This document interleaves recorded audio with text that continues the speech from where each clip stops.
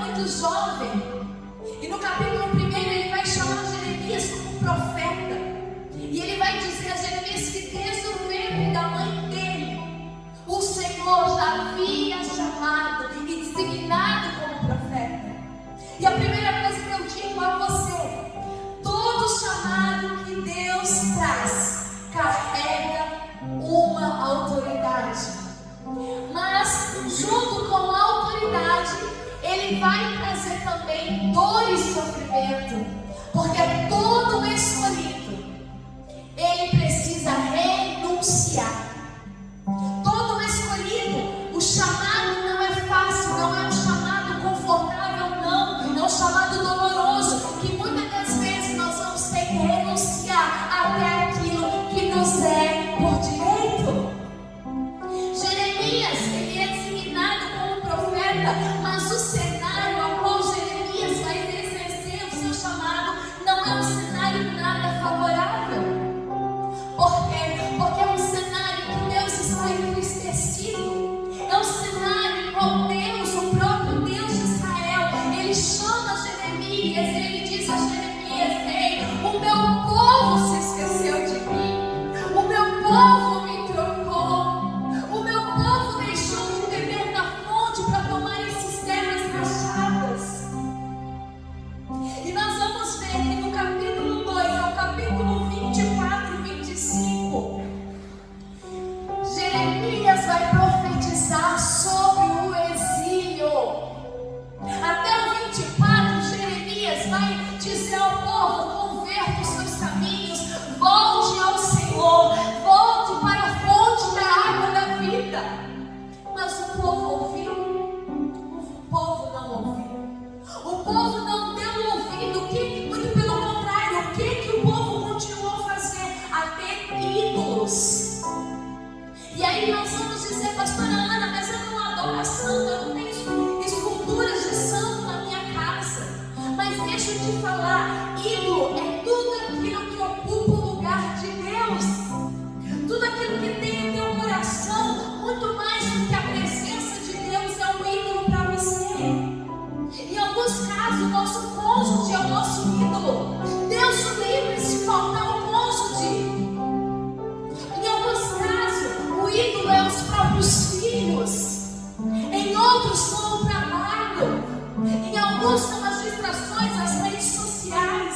Ou seja, tudo aquilo que ocupa o lugar no teu coração, que deveria ser unicamente pertencente ao Senhor, é um altar que está levantando para ídolos.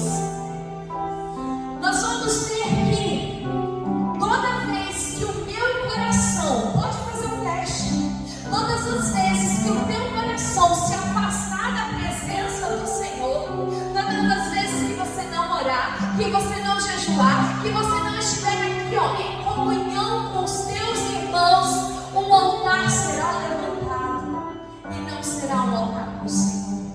Porque todas as vezes que o coração do homem se afasta de Deus, ele levanta um altar a outros deuses.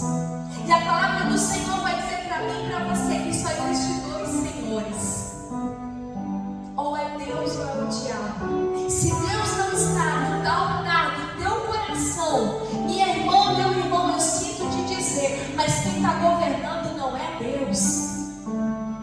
Nós precisamos buscar na fonte. Nós precisamos fazer o quê? Ser homens e mulheres cavoca, que vai lá, que não se contenta com um versículo, mas vai entender o contexto, vai entender o cenário, vai dizer: Senhor, o que o Senhor está dizendo ao meu coração? Hoje a palavra está sendo ministrada e você precisa sair daqui dizendo para o Senhor: Senhor, o que o Senhor quer de mim? O que é que eu tenho levantado no altar que não é para ti? O que é que eu tenho colocado no lugar que é pertencente somente a ti? E nós vamos ver que o próprio Deus vai dizer a Jeremias que os céus se espantam diante disso. Ficam horrorizados e abalados. Enquanto eu lia isso, o Senhor bradou tão forte ao meu coração. Ele se importa assim. O coração do Pai dói quando você prefere outras coisas do que a presença dele. O coração do Pai dói quando você passa o teu dia inteiro e nenhum obrigado, Senhor, você disse. Sabe por quê? Porque Deus, quando nos fez, Ele fez seres relacionáveis. Ele tem projetos e sonhos para mim e para você, mas Ele precisa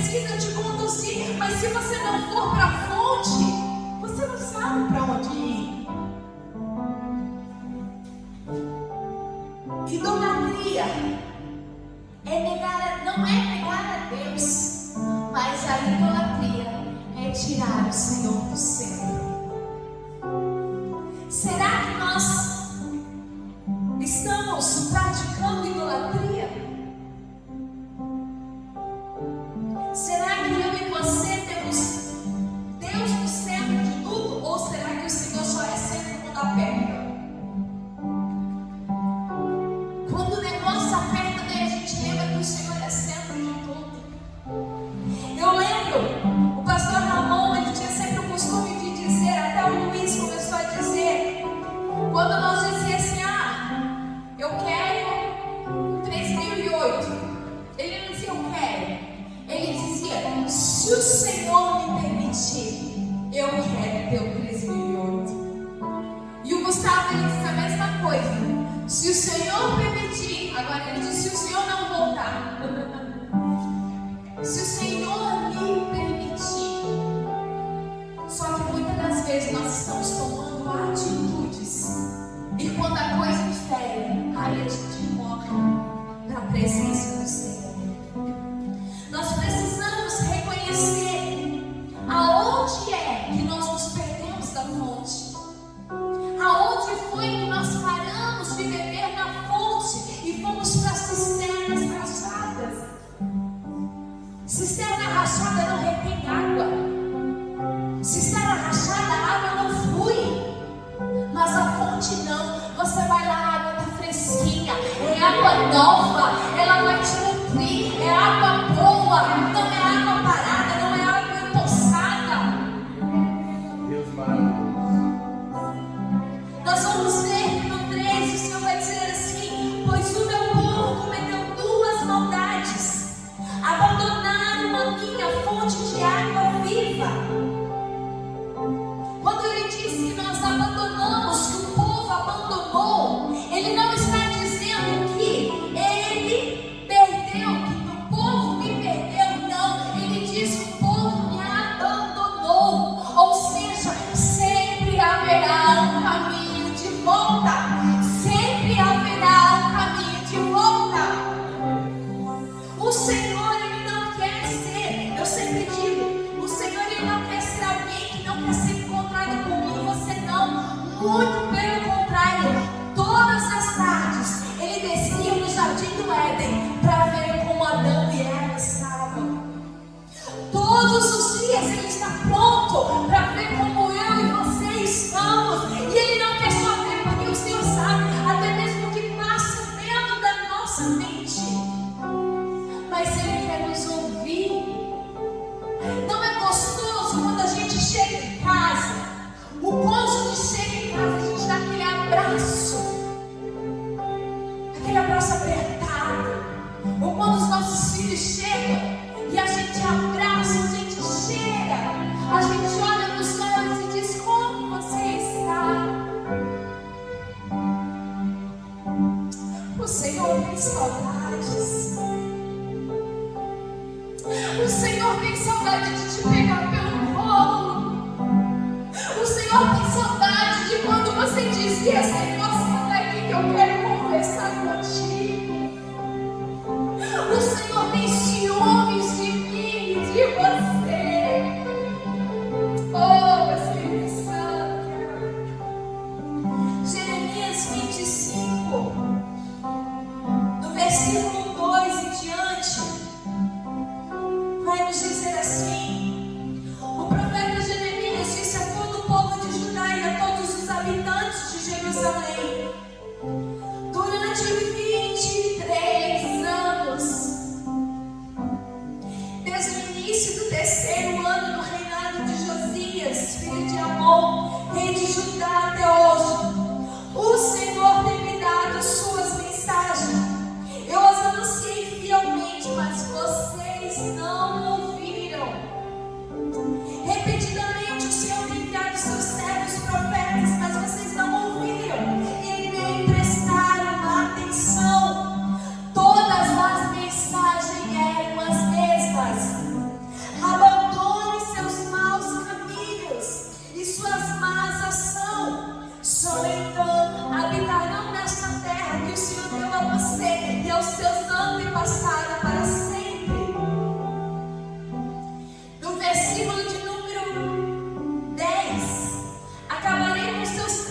luz alegre em seu riso, e não se ouvirão mais vozes felizes de noivo e de noiva. As pedras do moinho se calarão, e as luzes da casa se apagarão. Essa terra inteira se transformará em desolação e ruína. Israel e as nações vizinhas servirão ao rei da Babilônia durante 70 anos. Jeremias diz: durante 23 anos eu tenho dito a vocês: convertam os vossos caminhos, mas vocês não deram ouvidos. E agora a mão do Senhor pesará. Agora o Senhor diz: chega. Agora o Senhor diz: não deu, acabou-se o tempo para vocês consertarem. Agora serão 70 anos de exílio, de destruição. Pastora Ana, o que é o exílio? São 70 anos que o povo foi arrancado de suas casas e levados cativos à Babilônia. É onde entra Daniel, Sadraque, Mesaque e Abednego, que são levados cativos, príncipes, porque durante anos não ouviram, os antepassados não ouviram o que o Senhor dizia. E durante 70 anos eles precisaram, meus amados, não foi 5 anos, não foi 10 anos, não foi 15, não foi 20, não, foram 70 anos cativo.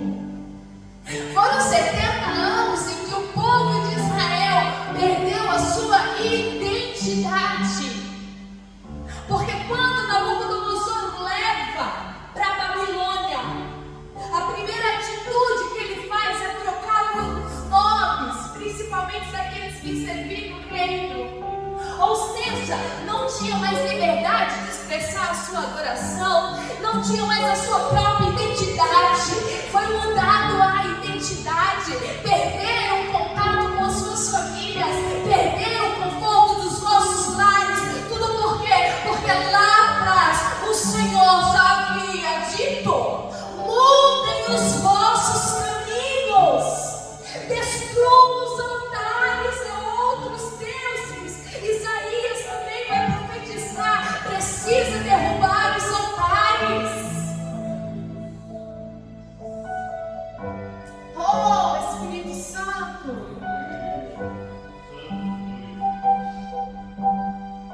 E não é porque não foram avisados, porque como nós lemos no 25, 3, Jeremias diz: há 23 anos. Você imagina, durante 23 anos, dia após dia, você diz: ó, vem no teu caminho errado, vem no teu caminho errado, e as pessoas não te darem ouvidos.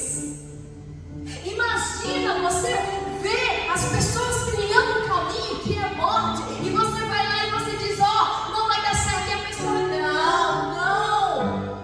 Mas chega uma hora em que a mão do Senhor, ela chega. Deus é amor, mas também é justiça. Oh, Espírito Santo de Deus. Mas sabe o que eu acho de mais lindo?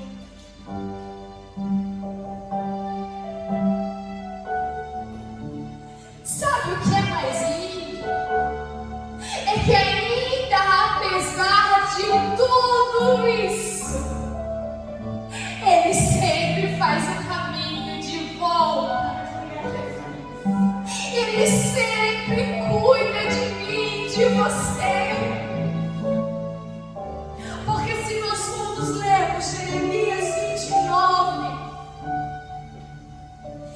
traz por título uma carta para os exilados. E a carta diz assim, no versículo 4: assim diz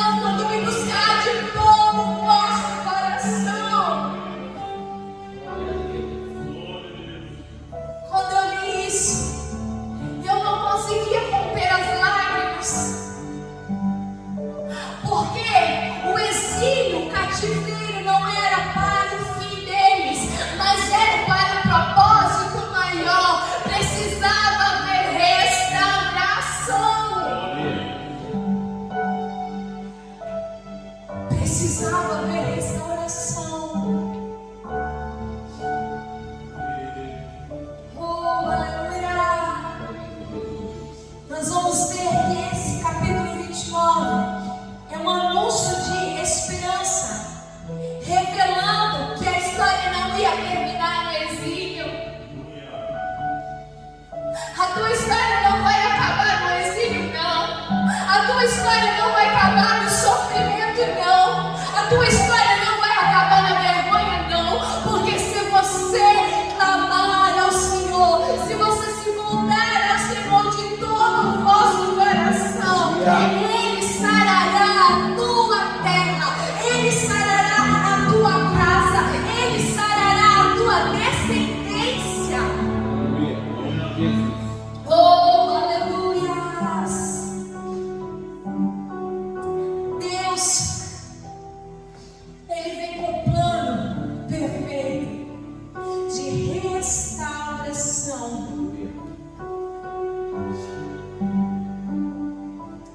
A fé, ela não pode ser só um conteúdo, mas ela precisa ser um relacionamento. Nós vamos ver que aqui é só uma parte dessa história. Por isso que tem o livro de Lamentações de Jeremias, porque os olhos dele contemplou a profecia se cumprindo. Ele chorou porque ele viu aqueles qual ele tanto clamou, orou, apresentou, não deram ouvidos. E logo depois vem a restauração, assim como o Senhor prometeu. E aí é onde aparece Neemias reconstruindo os muros de Jerusalém, reconstruindo aquilo que foi destruído. Ei, o Senhor não tem plano de destruição. Só que nós já ouvimos no domingo que o Senhor corrige aquele que ama. O Senhor corrige. Então, se o Senhor está corrigindo, é porque Ele ama. Aleluia. É porque Ele tem ainda projeto comigo e com você. Porque vai chegar um dia em que nós teremos a porta fechada e não vai adiantar bater, não vai adiantar insistir, porque a palavra do Senhor nos diz que Ele vai dizer: afasta de mim, vós que praticais a iniquidade. Eu ouvi essa semana o pastor Luiz Hermínio, o apóstolo Luiz Hermínio, falando que ali ele está falando sobre o ativismo religioso. Porque quando Cristo vai falar: aparta-te de mim, vós que praticais a iniquidade, e muitos vão dizer: Senhor, mas em teu nome eu preguei, em teu nome eu evangelizei, em teu nome eu cantei. Só que tudo aquilo que você faz que não for direcionado pelo Senhor é iniquidade, é desobediência. Por isso que o Senhor está nos chamando à maturidade. A maturidade. Por isso que hoje Ele nos trouxe essa palavra de Jeremias, dizendo: eu estou avisando a minha noiva, para que lá na frente, quando vocês forem pegos de surpresa, vocês não venham dizer: eu não sabia. A cada dia que passa, estamos mais próximos do fim.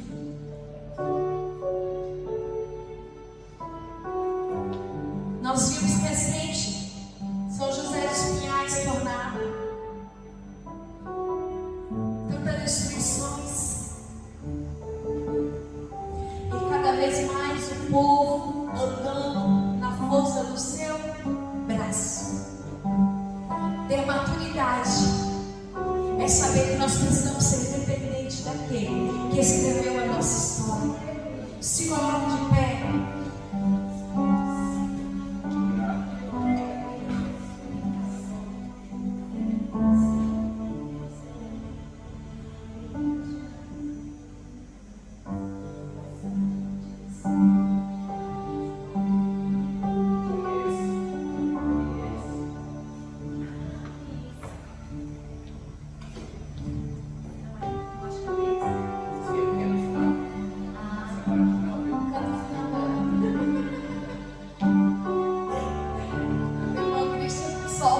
Pastor Davi. Eu quero que você feche os seus olhos. Eu quero que você medite nessa palavra que foi ministrada. Eu quero que nesse instante você sonde o teu coração. Como é que está o teu coração? Quem é o Senhor do teu coração? Como é que tem sido esses 10 dias de propósito? O que o Senhor já ministrou no teu coração? O que o Senhor já ministrou? O que foi palavras rema durante esses 10 dias? Quais são as direções que o Senhor tem dado ao teu coração? Ou você está indo no vento, conforme o vento vai me levando?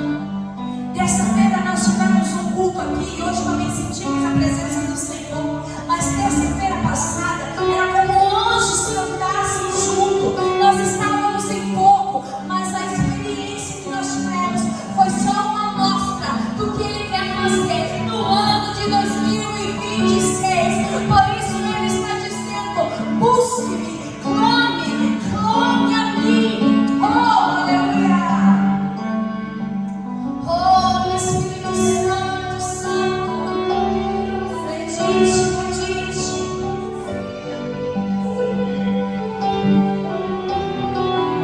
Adore o Senhor, converse com o Senhor, converse com o Senhor, converse com o Senhor, comece a falar o que você quer estar mais presente na presença dEle, você quer mais, comece a apresentar os teus altares, seja o esposo, seja os filhos que têm ocupado o lugar de ídolo do teu coração, seja o que tem se colocado, o que tem sido mais brilhante aos teus olhos em tua presença. Converse com o Senhor.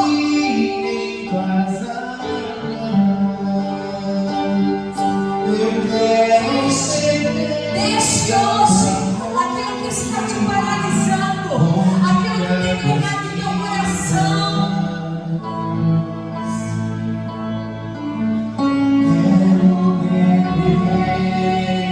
O teu rio, Senhor, sacia minha sede, lá no teu rio. Eu quero